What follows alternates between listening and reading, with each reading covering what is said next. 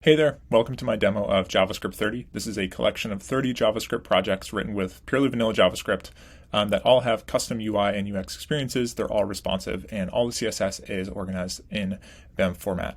That's a really quick overview of what's going on here. I don't want to jump through every single project on its own because they're fun to play around with, and that demo might take forever. But what I do want to do is go through my favorites. So here we are on the landing page, and we have all the projects listed out here. If you want to see the code for these, you can click on the GitHub button right down there.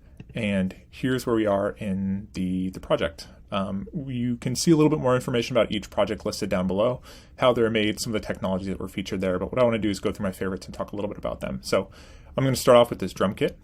And what this is it's practice and using event listeners and key inputs as well as touchpad inputs to form a drum kit. So hopefully you can hear this when I play around on my keyboard. Some nice drums. If you want to make a beat, you can. And like I said, this is all a custom UI, and if I inspect this, we can see what this looks like in a responsive format.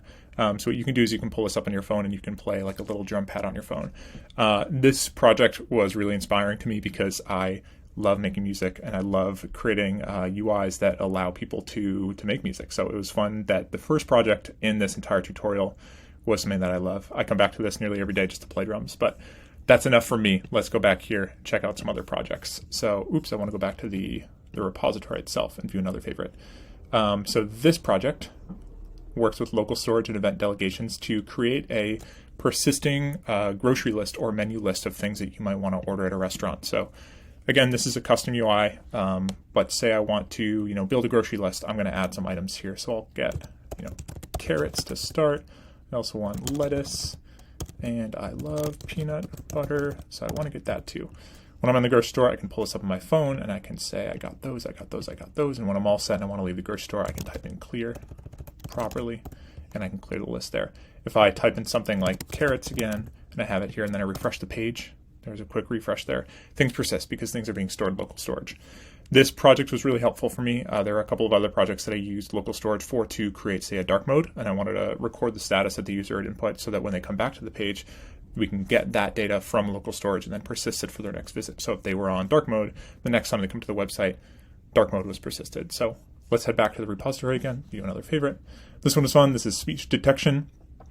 As I'm talking in the demo, you'll be able to see that every time I stop talking, a new conversation starts, and my partner in the conversation will respond with something that they want to say. So, hey there, how's it going? Oh, it's going okay. How about you? Oh, that didn't pause. Well, you get the idea. You can have a conversation with yourself.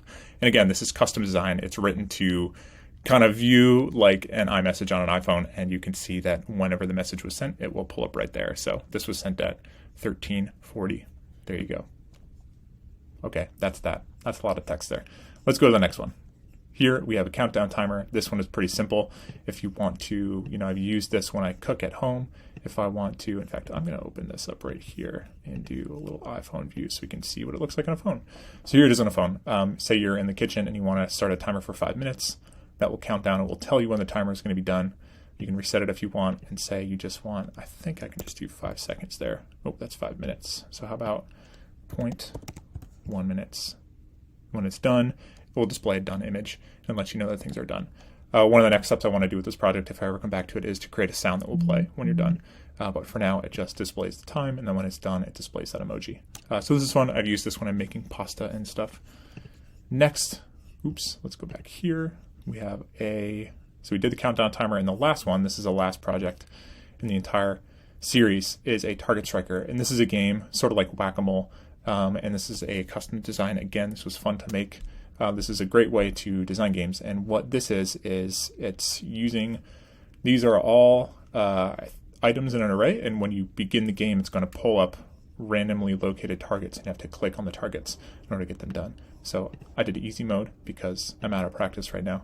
When you click on the targets, they turn into a checkbox with a nice transition. If you miss them, that's all. You got about 6 seconds to do all these, maybe 10 seconds, then it displays your score right up top. You want to do hard. Oh, that's not too bad. Oh, I'm missing.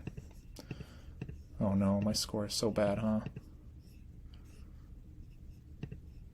So I did better, but that was just because more targets showed up in a smaller amount of time. So there it is. That's my last favorite project, but there are plenty more here. that you can go and view. And this is all vanilla JavaScript again. It's all a custom UI. It's really fun to make. It helped me learn the ins and outs of JavaScript that you might not learn when you just start with something like React. So thanks for checking this out, and I'll see you in the next one.